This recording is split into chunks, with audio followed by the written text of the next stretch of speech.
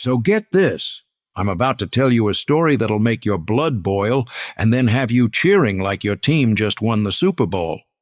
This happened to a buddy of mine, Marcus Chen, and I swear on my mother's grave, every word of this is true. Picture this. It's a Tuesday morning in suburban Denver, and Marcus is sitting in his beat-up Honda Civic with his pregnant wife, Lisa, both of them staring at this little ranch house with the white picket fence. 6 months pregnant, she's got her hands on her belly, and they're having one of those married couple arguments that's really about money but sounds like it's about baby stuff. "Marcus, we need that convertible crib," Lisa says, scrolling through her phone. "It turns into a toddler bed later. $800 now saves us money in the long run." "Babe, if this loan doesn't go through, we'll be lucky if our kid gets a cardboard box. We'll be living with my parents until she's in college." "Don't say that." She starts tearing up, which happens a lot these days. "Your parents are sweet, but I want our own place. I want our baby to have a real nursery, not a corner of your childhood bedroom with Pokemon posters still on the walls." Marcus looks at that house again. 3 bedrooms, 2 baths, $320,000, which is basically a mansion compared to their cramped 1-bedroom apartment where you can hear the neighbors fighting through paper-thin walls. He's saved $50,000 over 6 years of military service, most of it from deployments where there was nothing to spend money on except energy drinks and care packages for Lisa. His credit score is 780. They both have steady jobs. This should be a slam dunk. "After we get approved, we'll buy 10 cribs if you want," he tells her, but there's this knot in his stomach he can't shake. "Hell, we'll get one of those fancy ones that rocks itself and plays Mozart." Lisa laughs despite herself. "Our kid's gonna be spoiled rotten." "Damn right she is." See, Marcus had this weird confidence thing going on. In the military, he knew exactly who he was. Technical Sergeant Marcus Chen, Satellite Communications Specialist, United States Space Force. When he was sitting in that underground bunker at Schriever Air Force Base at 3 a.m., monitoring signals from GPS satellites while Russian hackers tried to mess with American aircraft navigation, he felt like Superman. Cool, calm, in control. The weight of protecting millions of civilians on his shoulders, and he never flinched.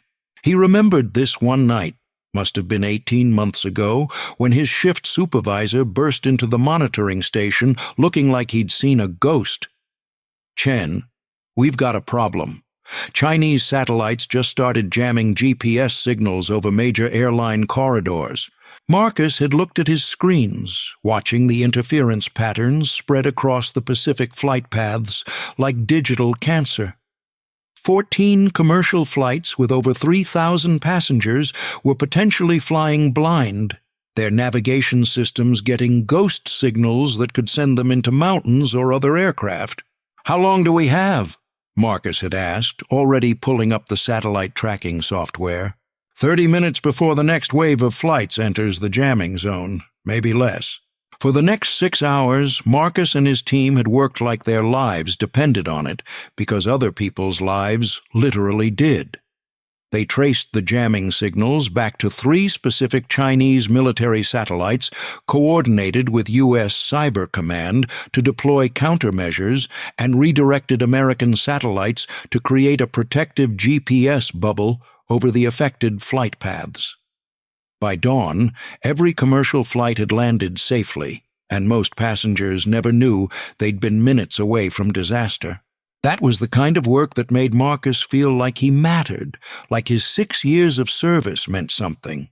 But out here in civilian land? Sometimes he felt like an imposter in his own life, like that uniform hanging in his closet was from some other person's career.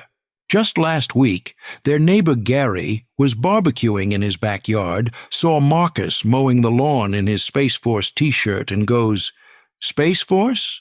That's still a thing? I thought Trump was just messing around with that sci-fi stuff." Gary laughed like it was the funniest joke he'd ever heard, then added, "What do you guys do, fight aliens?" Marcus had just smiled and changed the subject, but it stuck with him. Gary was a good guy, served 2 tours in Iraq with the Army, but even he didn't take Space Force seriously. If other veterans didn't get it, how could Marcus expect some bank loan officer to understand? Now they're walking into First National Bank, and Marcus has that same feeling in his gut. Like maybe the uniform doesn't mean what it used to. Like maybe 6 years of his life protecting American satellites don't count for much when you're trying to buy a house in suburbia. The loan officer, Brad Hutchinson, looks like every middle manager you've ever wanted to punch. 50-something, thinning hair combed over to hide a bald spot, cheap suit that's trying too hard to look expensive. He's got that fake smile plastered on his face as he shakes their hands, the kind of smile that says he's already calculated his commission. "Mr. and Mrs. Chen, congratulations on the little one on the way. Let's get you folks into your dream home, shall we?" The office smells like stale coffee and desperation.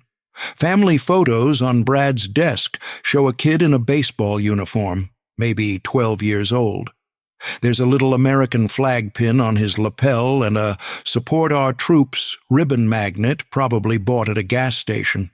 Marcus pulls out his military ID, same routine he's done at car dealerships, insurance offices, everywhere that offers military discounts. "I'm looking to use my VA loan benefit."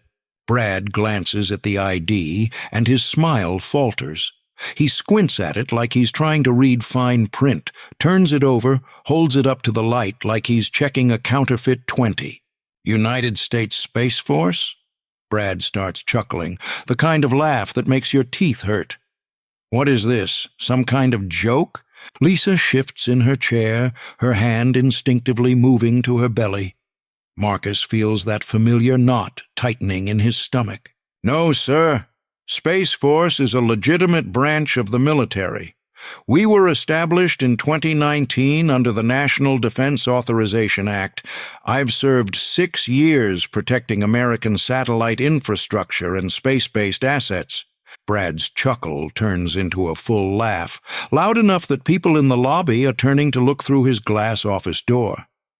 "Look, kid, I've been doing military loans for 25 years. Army, Navy, Air Force, Marines. I know all the branches. Never heard of Space Force. Sir, with respect, we're the newest branch of the U.S. military. We handle space-based operations, satellite defense, GPS protection, cyber warfare in space." "Satellites?" Brad interrupts, and he's laughing so hard now his face is turning red. "What are you, some kind of Star Trek fan? Did you buy this ID on Amazon?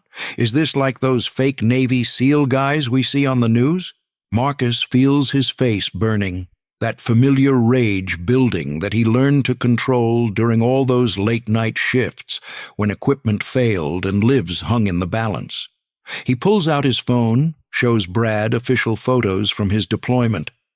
Him in uniform at Buckley Air Force Base, his promotion ceremony where his parents flew in from California, his unit patch with the distinctive Space Force Delta symbol. "These are official military photos, sir. I can show you my DD-2 phone, my service records, my security clearance documentation." "Listen," Brad says, wiping actual tears from his eyes like this is the funniest thing he's seen all year. "I don't know what kind of scam you're running here, but I've got real veterans coming in here who deserve these benefits, not some wannabe in a costume playing dress-up." That's when Lisa starts crying. Not the gentle pregnancy tears from the car, but gut-wrenching sobs that echo through the whole bank. She's clutching her belly like she's protecting their baby from this humiliation, and Marcus can see other customers staring through the glass walls. Brad doesn't even pause. He picks up his desk phone and calls his supervisor. "Hey, Mike, got a kid here with a fake military ID claiming he's in Space Force." "Yeah, like the TV show. You want to come take a look at this?" Mike walks over, a guy in his 60s who probably thinks anything invented after 1985 is suspicious. He looks at Marcus's ID, shakes his head, and they both start whispering like Marcus and Lisa aren't even sitting right there. "Definitely fake," Mike says loud enough for Marcus to hear. "Space Force, really? What's next, Starfleet Academy?" A security guard starts walking over, probably thinking there's some kind of fraud situation. Other customers are staring, whispering behind their hands. Marcus hears someone say, "Stolen valor," and his hands start shaking, not from fear, but from the effort of not reaching across the desk and grabbing Brad by his cheap tie. 6 years ago, Marcus was in a classified briefing room when a 2-star general told them that if the Chinese successfully disabled American GPS satellites, it wouldn't just affect military operations, it would crash the stock market, ground all commercial aviation, and potentially cause thousands of car accidents as navigation systems failed. The general had looked straight at Marcus and said, "Sergeant Chen, you and your team are the only thing standing between normal American life and complete chaos. And now this jackass in a discount suit is treating him like a criminal trying to steal benefits meant for real veterans." Sir," Marcus says, his voice steady despite the rage building inside him like a pressure cooker. "I took an oath to support and defend the Constitution of the United States against all enemies, foreign and domestic. I've deployed 3 times in service of this country. I've worked classified missions that I can't discuss. All I'm asking for is the same VA loan benefit that every other veteran receives." "Real veterans," Brad says, emphasizing the word real like a slap across the face, "deserve these benefits, not whatever this costume party bullshit is." Lisa stands up so fast her chair falls over, making a crash that echoes through the bank. "We're leaving," she chokes out between sobs. "I can't. We're leaving right now." Marcus catches her as she stumbles, still crying, and helps her toward the door. Behind them, he can hear Brad already telling the story to his co-workers like it's the funniest thing that happened all week. In the parking lot, Lisa is hyperventilating in the passenger seat. Marcus is holding her, trying to calm her down, but she's spiraling hard. "Maybe we'll never own a home," she's crying, the words coming out in gasps. "Maybe our baby will grow up in that tiny apartment forever because nobody believes you served. Maybe we'll have to live with your parents until we're 40 because your 6 years protecting the country don't count for anything." Marcus looks back at the bank, sees Brad through the window, probably telling Mike and the security guard all about the fake Space Force guy who tried to scam them. And, for the first time since he enlisted, Marcus Chen feels like maybe his service really doesn't matter. Maybe protecting millions of Americans from satellite attacks isn't as important as storming beaches or flying fighter jets. Maybe space really is just science fiction to these people. But you know what? That's just the beginning of this story. Because Marcus Chen didn't spend 6 years learning to fight back just to roll over when some civilian with a community college education decided his service wasn't real enough. That night, Marcus can't sleep. He's pacing around their apartment at 2 a.m., still in that same analytical mindset he had during those midnight shifts in the bunker. Problem identification, strategic assessment, mission planning, execution. Only this time, the mission is getting his family a home and proving that Space Force veterans deserve the same respect as every other service member. Lisa finds him on the couch, laptop open, scrolling through VA loan requirements for the 100th time, cross-referencing them with Space Force regulations and military personnel databases. "Baby, come to bed," she says, settling down next to him with her pregnancy pillow tucked under her arm. "We'll figure this out. I keep thinking about something my supervisor used to say," Marcus tells her, pulling up screenshots of his deployment orders. "In the Space Force, we learned that sometimes the best offensive strategy is a precise, targeted strike. You don't just react to the enemy's moves, you force them to react to yours. You control the battlefield. Lisa raises an eyebrow. Please tell me you're not planning to blow up the bank. Marcus laughs for the first time in 12 hours. No, but I am thinking about changing the battlefield. What if this isn't just happening to us? What if Brad's ignorance is screwing over other Space Force veterans across the country? What are you thinking? I'm thinking, Marcus says, pulling up TikTok on his phone, that maybe it's time the world learned what Space Force actually does. And maybe it's time we stopped letting people like Brad decide whose service counts. The next morning, Marcus drives back to First National Bank with his phone in his shirt pocket, camera recording. The plan is simple. Give Brad one more chance to do the right thing and document whatever happens. He walks up to Brad's desk like nothing happened yesterday. Mr. Hutchinson, I was hoping you might reconsider my loan application. I brought some additional documentation. Brad sees him coming and his eyes roll so hard they probably hurt. Look, Star Wars, I already told you. Actually, it was Star Trek you mentioned yesterday, Marcus says calmly, setting a folder on the desk. But I was hoping you might take another look at my credentials. Kid, I don't have time for this nonsense. Brad's getting irritated now, probably annoyed that Marcus didn't slink away with his tail between his legs. Security, can you escort this gentleman out? He's harassing customers. Before I leave, Marcus says, can you just tell me one more time, for the record, why you don't think Space Force is a real military branch? Because it's not, Brad explodes, loud enough that half the bank turns to stare. It's some made-up science fiction bullshit that doesn't exist in the real world. Real veterans served in real wars, not playing video games with satellites. You want to pretend you're a soldier? Join the Army. You want to pretend you're tough? Join the Marines. But don't come in here with some fake ID expecting handouts for playing Space Cadet. Marcus nods, thanks him for his time and his honesty, and walks out. That afternoon, sitting in his car in the bank parking lot, he edits the video and posts it on TikTok with the caption, POV. You served your country for 6 years protecting American satellites, but your bank thinks you're a Star Trek cosplayer trying to steal benefits from real veterans.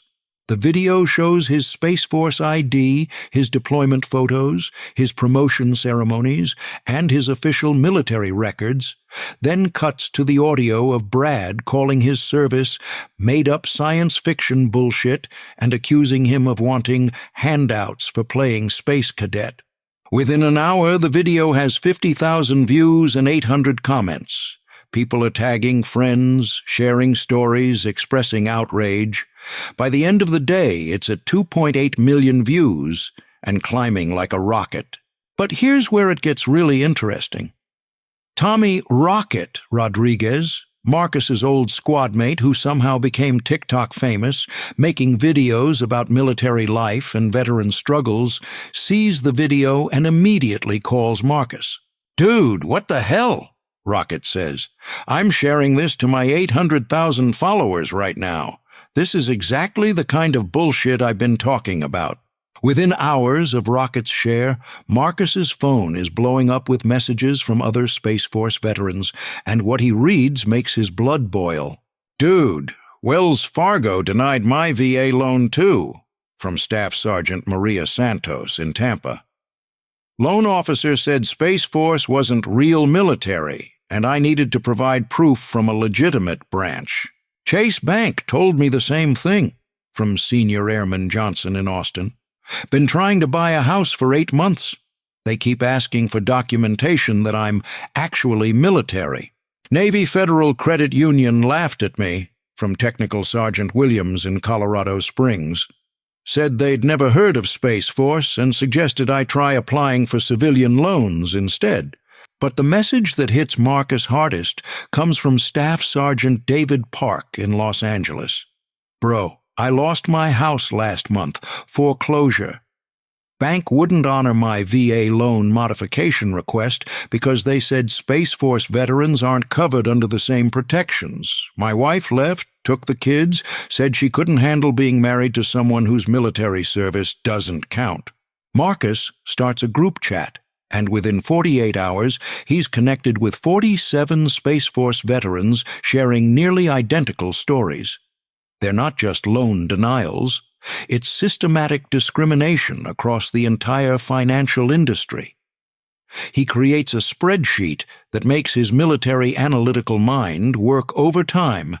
$12.3 million in denied VA loans, 23 foreclosures, 8 bankruptcies, and 1 divorce, all because bank systems and loan officers don't recognize their branch of service.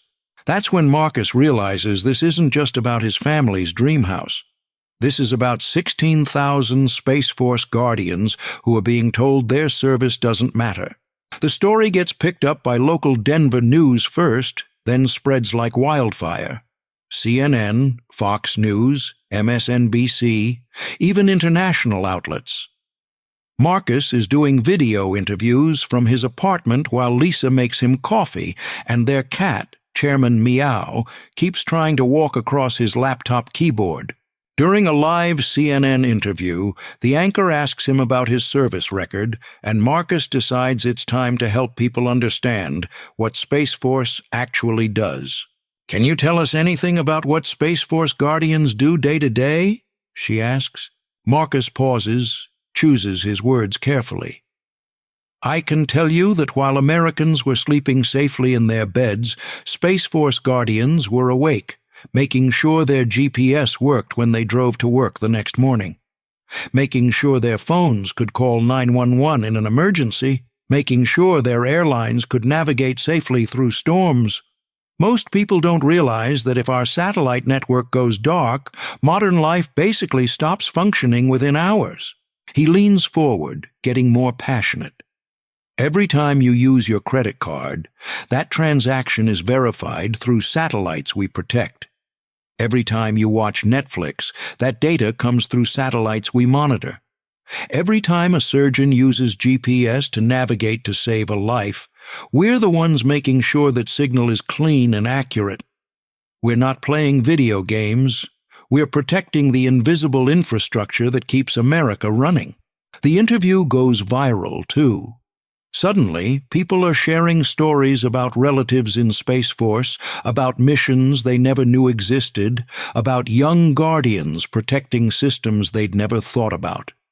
The narrative starts shifting from fake military branch to heroes we never heard about.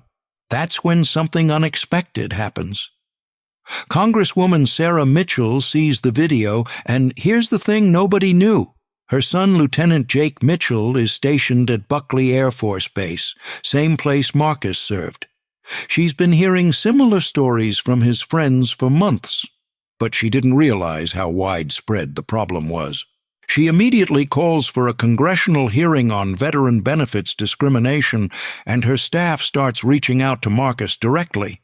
Meanwhile, First National Bank's phones are ringing off the hook. Their Google reviews tank overnight from 4.2 stars to 1.1 stars. Protesters show up outside their branches with signs reading, "Space Force veterans are real veterans," and "Honor all who serve." The bank president, Robert Morrison, calls an emergency board meeting and asks Brad one simple question. "Do you realize you just cost us our $50 million government contract and made us a national laughingstock?" But here's where the story takes an unexpected turn.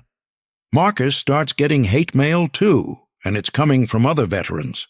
"Another millennial crying on social media instead of handling things like a man," writes a Vietnam veteran named Frank.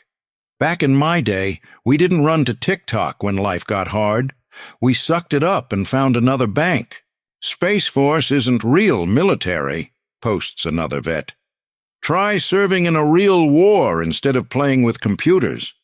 My son died in Afghanistan while you were safe in a bunker." The comments get worse, much worse. Marcus finds himself reading messages at 1 a.m. that make him question everything he's done. "Entitled generation thinks they deserve everything handed to them," one comment reads. "Real veterans fought real wars and didn't expect participation trophies." "You're embarrassing all veterans by whining online," writes another. "Shut up and find another bank like a man." For the first time since this whole thing started, Marcus starts doubting himself. Maybe he should have just found another bank. Maybe he should have kept his mouth shut and dealt with the problem privately. Maybe this whole thing is just reinforcing the stereotype that his generation can't handle adversity without posting about it online. Lisa finds him reading comments on his phone at 1 a.m. looking absolutely miserable. "Hey," she says, taking the phone away and setting it on the kitchen counter. "Remember what you told me about that night when those Chinese satellites were jamming GPS signals? That's classified. I shouldn't have mentioned. You saved lives, Marcus, real lives. And now you're saving the financial futures of 47 other veterans who were suffering in silence. Maybe the method is different than how veterans fought back in Vietnam or World War II, but the mission is the same. You're fighting for what's right." She sits down next to him, her belly bump pressing against his arm. "Your grandfather fought in Korea and never talked about it. Your dad protested the Vietnam War because he believed in peace. You're fighting discrimination on TikTok because that's where the battle is happening now. Different wars, different weapons, same courage." She's right, of course. His wife always is. But then something happens that changes everything. Marcus gets a comment on his TikTok video from a username, Korean War Vet 47, and when he reads it, he nearly drops his phone. "Son, I'm 79 years old and served in Korea from 1951 to 1953. When I came home, people spat on me and called me a baby killer because they confused Korea with Vietnam. I spent 50 years believing my service didn't matter. Watching your video, I finally understand what Space Force does, and I want you to know. I'm proud as hell that young men like you are protecting our country in ways we never imagined. Don't let the bastards grind you down. Your service matters." Master Sergeant William O'Connor, U.S. Army, retired. The comment gets 50,000 likes and starts a thread of older veterans supporting Space Force Guardians. Marcus screenshots it and shares it, and suddenly the narrative shifts again. But the real turning point comes when the congressional hearing is scheduled for 2 weeks later. Marcus is going to testify via video link from their apartment, wearing his dress uniform for the first time since leaving active duty. The night before the hearing, Marcus gets a call from an unlisted number. "Sergeant Chen, this is General Raymond Torres, Space Force Chief of Operations." Marcus nearly drops the phone. "Yes, sir." "I've been watching your story develop, and I want you to know that tomorrow's hearing is about more than your mortgage application. It's about the legitimacy of our entire branch of service. Are you ready for that responsibility?" "Sir, I think I've been ready since the moment I took my oath." "Good answer. There's something else you should know. That classified mission you mentioned in your CNN interview, the one where you detected Chinese GPS jamming, it's been declassified as of yesterday, specifically so you can discuss it during your testimony." Marcus sits down hard on his couch. "Sir, the American people deserve to know what Space Force Guardians really do. Your team's work on July 15, 2023, prevented what could have been the largest aviation disaster in American history. 14 commercial flights with over 3,000 passengers were potentially at risk. Your quick thinking and technical expertise saved American lives, Sergeant. I think Congress needs to hear about that." The next morning, Marcus puts on his dress uniform and sits in front of his laptop for the most important mission briefing of his life. Lisa is in the kitchen making him coffee, staying out of the camera frame but giving him thumbs up when he looks nervous. The hearing room is packed. Congresswoman Mitchell calls the session to order, and Marcus can see dozens of representatives, reporters, and veteran advocates filling the seats. "Sergeant Chen," Congresswoman Mitchell begins, "you've brought to our attention what appears to be systematic discrimination against Space Force veterans in the financial services industry. In your own words, can you tell this committee what happened to you?" Marcus reads his prepared statement about serving in classified missions while bank officers question the legitimacy of his service, but then he goes off script. "Members of Congress, I want to tell you about the night of July 15th, 2023. At 22:47 hours, my team detected anomalous signals affecting GPS satellites over major Pacific Airline corridors. We discovered that Chinese military satellites were actively jamming navigation signals for commercial aircraft. The room goes dead silent. For the next 6 hours, while American families were sleeping, my team worked to trace these signals, coordinate with U.S. Cyber Command, and deploy countermeasures to protect 14 commercial flights carrying over 3,000 American civilians. We created a protective GPS bubble that allowed every flight to land safely." Congresswoman Mitchell leans forward. "Sergeant, are you saying that your work directly prevented a potential aviation disaster?" "Yes, ma'am. And I'm saying that the bank officer who denied my loan called that mission playing video games with satellites and said I deserved no benefits for science fiction bullshit." The room erupts. Representatives are asking questions, reporters are frantically typing, and Marcus can see his phone buzzing with notifications even though it's on silent. VA Secretary Robert Wilkie testifies next, looking like he'd rather be anywhere else in the world. He admits to bureaucratic gaps and system integration challenges affecting 847 Space Force veterans nationwide and promises emergency updates within 30 days. But the real fireworks happen when Congresswoman Mitchell asks her final question. "Secretary Wilkie, if Sergeant Chen's team hadn't detected and countered that Chinese attack, what would have been the likely outcome?" "Ma'am, based on our analysis, we could have seen multiple aircraft collisions, navigation failures over populated areas, and potentially thousands of civilian casualties. And the bank officer who denied Sergeant Chen's loan said his service was, quote, science fiction bullshit, unquote. That appears to be accurate, ma'am." 2 days later, Brad Hutchinson is fired. Not suspended, not reprimanded. Fired, effective immediately, escorted out of the bank by security while his former co-workers watch through the windows. First National Bank's CEO, Robert Morrison, makes a televised public apology from the bank's headquarters. "We deeply regret the treatment received by Sergeant Chen and apologize to all Space Force veterans who have faced similar discrimination. Effective immediately, we are establishing a $5 million fund specifically for Space Force veteran home loans and implementing comprehensive training for all loan officers." Other major banks quickly follow suit. Wells Fargo, Chase, Bank of America. They all announce similar programs and system updates within days. Congress passes emergency legislation called the Space Force Veterans Recognition Act, requiring all VA-approved lenders to immediately integrate Space Force into their systems and mandating sensitivity training for staff. Marcus gets invited to the White House signing ceremony. He brings Lisa, who's now 8 months pregnant and complaining about her swollen feet, but she wouldn't miss it for the world. President Biden signs the bill and shakes Marcus's hand. "Sergeant, your courage in speaking out has helped every Space Force veteran in America. That's what real leadership looks like." "Think that's the end?" "Oh, buddy, you're not even close." 2 months later, Marcus gets a call that changes everything again. It's from Joe Rogan's producer. "Joe saw your congressional testimony and wants you on the podcast. He's got over 3 million listeners who need to hear what Space Force actually does. You interested?"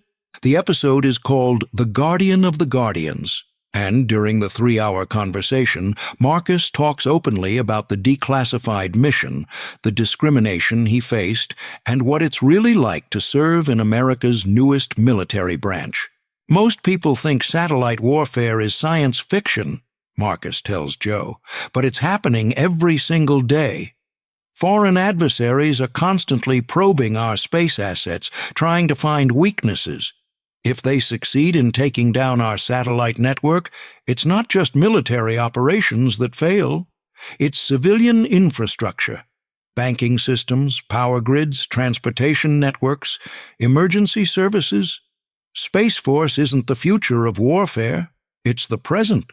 Joe leans forward, genuinely interested. So when that Chinese attack happened, how close were we to a real disaster?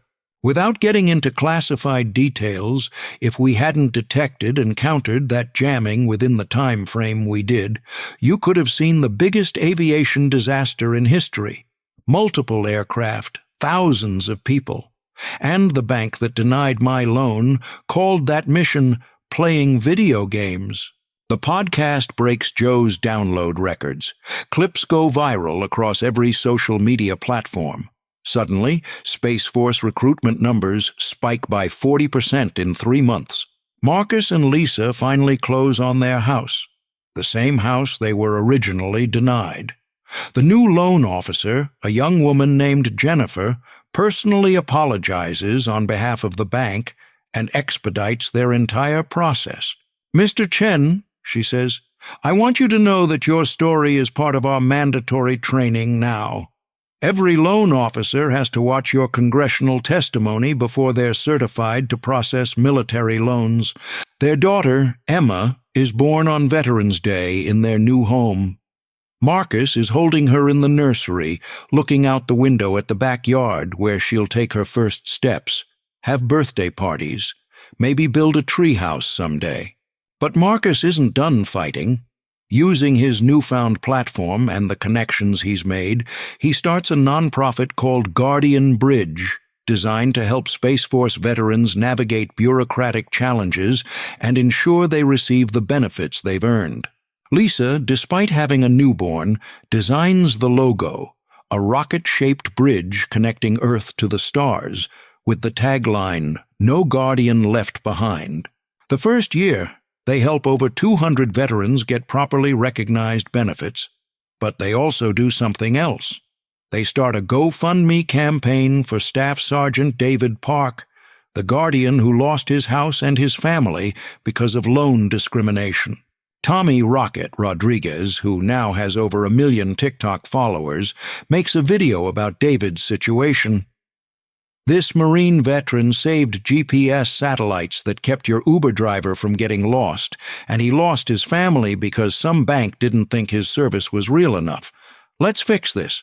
The GoFundMe raises $150,000 in 48 hours. David gets his house back, starts family counseling with his wife, and becomes one of Guardian Bridge's most effective advocates. But the most unexpected moment comes 8 months after Emma is born. Marcus gets a LinkedIn message from someone he never expected to hear from, Brad Hutchinson. "Mr. Chen, I know you have no reason to listen to me, but I wondered if we could meet for coffee. My son just enlisted in Space Force, and I need to understand what I failed to understand before." They meet at a Starbucks near the bank where it all started. Brad looks like he's aged 5 years in 8 months. His hands shake as he stirs his coffee, and Marcus notices he's not wearing a wedding ring anymore. "I lost my job, obviously," Brad says. "Probably deserved it. Lost my wife, too. She said she couldn't be married to someone who humiliated a pregnant veteran. But the worst part was my son calling me after he saw your congressional testimony. Marcus doesn't say anything, just waits. Jake said he was ashamed of me. Said I represent everything wrong with how civilians treat modern veterans. He's at Lackland Air Force Base now, going through Space Force technical training." Brad's voice cracks. "He won't take my calls." Marcus studies the man across from him. This is the guy who called his service science fiction bullshit, who made his pregnant wife cry in a bank parking lot, who nearly destroyed their dream of homeownership. "I've been thinking about what you said that day," Brad continues, "about taking an oath to defend the Constitution. Jake took that same oath 3 months ago, and when I watched him at his graduation, I realized I had no idea what that meant, what that commitment costs. Brad pulls out his phone, shows Marcus a photo of a young man who looks just like him but in a Space Force uniform. He's going to Buckley Air Force Base next month, same place you served, and he told me that if I ever want a relationship with him again, I need to understand what Space Force Guardians really do. Brad, Marcus says carefully, everyone deserves a chance to learn and grow. Would you consider letting me volunteer with your organization? I know banking. I know loan processes inside and out. Maybe I could help other veterans avoid what I put you through. Marcus is quiet for a long moment, thinking about revenge versus redemption, about the kind of man he wants to be and the kind of example he wants to set for Emma. Come to our next orientation meeting, Marcus finally says. Let's see what you can do. Brad becomes one of Guardian Bridge's most effective volunteers. His insider knowledge of banking systems and loan processes helps dozens of veterans navigate bureaucracy that previously seemed impossible. He never forgets the lesson Marcus taught him about giving people second chances. He also starts reaching out to other loan officers, sharing his story and helping banks update their training. I almost destroyed a veteran's life because of my own ignorance, he tells them. Don't be me. 6 months later, Brad and his son Jake meet for coffee for the first time since Jake enlisted. Marcus gets a text message with a photo. Brad and Jake in Space Force t-shirts, both smiling. Thank you for teaching my dad about redemption, Jake texts. He's not the same person who hurt your family. A year after Emma is born, Marcus's TikTok account has 500,000 followers, mostly people interested in learning about Space Force and supporting veterans. He posts educational content about satellite defense, GPS protection, and the daily reality of space warfare, but he also shares lighter content. Emma's first attempts at crawling, Lisa's graphic design work, Chairman Meow's ongoing war with the robot vacuum. The congressional hearing led to broader veteran benefits reform, ensuring that bureaucratic ignorance can never again deny earned benefits to service members. Marcus testifies before Congress 2 more times, once about veteran transition challenges and once about the importance of updating government systems to recognize modern military service. But the moment that means the most happens on a random Tuesday afternoon.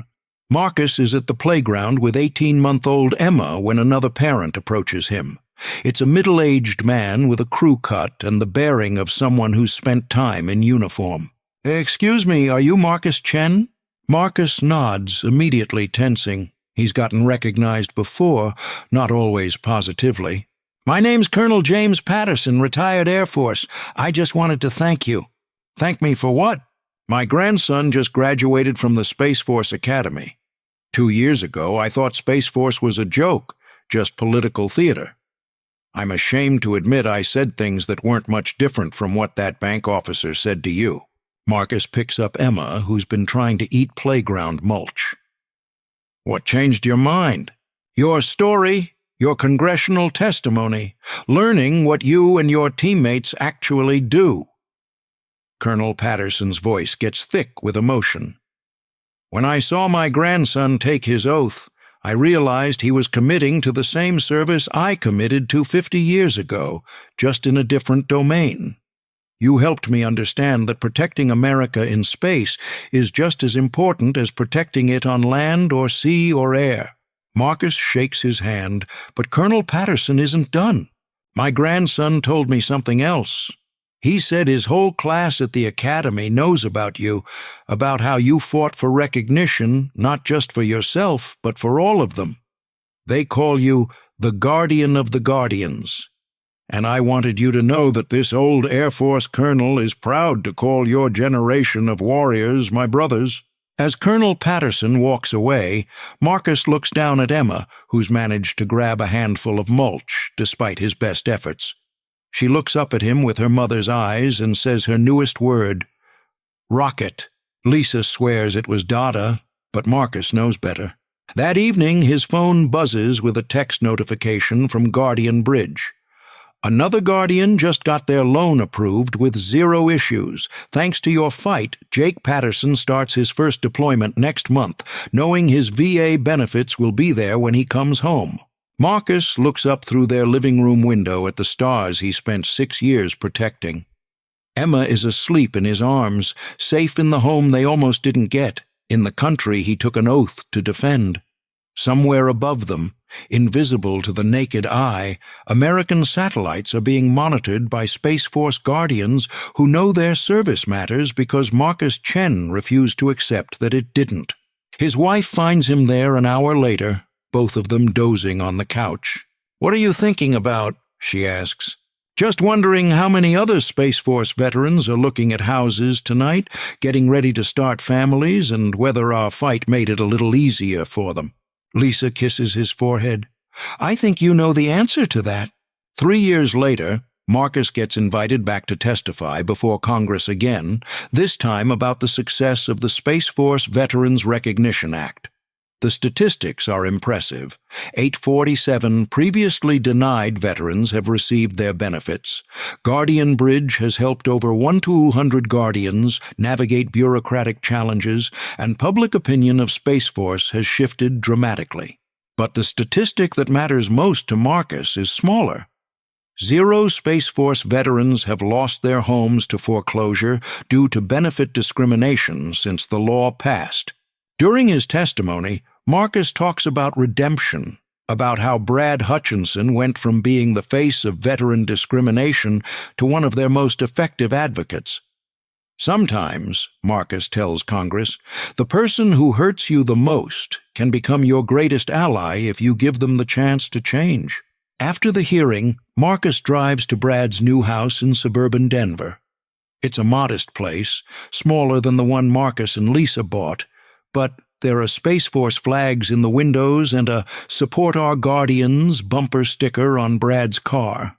Brad opens the door with flour on his hands and a smile on his face. "Jake's home on leave," he explains. "I'm trying to make his favorite cookies and failing miserably." Inside, Jake is sitting at the kitchen table in civilian clothes, helping his nephew, Brad's other son, with homework. When he sees Marcus, Jake stands and extends his hand. "Sergeant Chen, it's an honor to meet you. I'm Technical Sergeant Jake Hutchinson, 50th Network Operations Squadron." "The honor's mine," Marcus says. "Your dad tells me you're doing good work up there. Trying to live up to the example you set," Jake says. "We all know the story, how you fought not just for yourself, but for all of us." Brad's grandson, the kid Marcus saw in the photo on Brad's desk all those years ago, looks up from his homework. "Uncle Jake, is this the Space Force guy from the video?" "This is the Space Force guy who made sure Uncle Jake's service would always be respected," Brad says, and there's pride in his voice that wasn't there 4 years ago. As Marcus drives home, he thinks about the chain reaction that started with one denied mortgage application. How one moment of injustice led to a movement that changed how America thinks about its newest military branch. Emma is 3 now, and her favorite bedtime story isn't about princesses or superheroes. It's about Daddy fighting the mean banker and making friends with him afterward. She always insists on the part where the banker's son becomes a Space Force Guardian too, because she likes stories where everyone gets to be a hero. Last month, Emma asked Marcus what he does for work. He told her he helps Space Force veterans, and she said, "Like how you helped yourself?" "Not exactly, sweetheart. I helped myself so I could help other people." "That's what heroes do, right, Daddy?" Marcus smiled. "That's what Guardians do." And that, my friends, is how one rejected mortgage application changed how America thinks about its newest military branch. Marcus Chen never set out to be an activist or a spokesman or a national figure. He just wanted to buy a house for his pregnant wife. But sometimes that's exactly how the biggest changes start, with one person refusing to accept that their service doesn't matter and fighting not just for themselves, but for everyone who comes after them. Last I heard, Guardian Bridge just helped their 2000th veteran. Emma's latest word is satellite. Definitely not Daddy. And Brad Hutchinson got promoted to Regional Training Coordinator, where he teaches other bank employees about military service in the modern era. Now, that's what I call a mission accomplished, with room for everyone to succeed.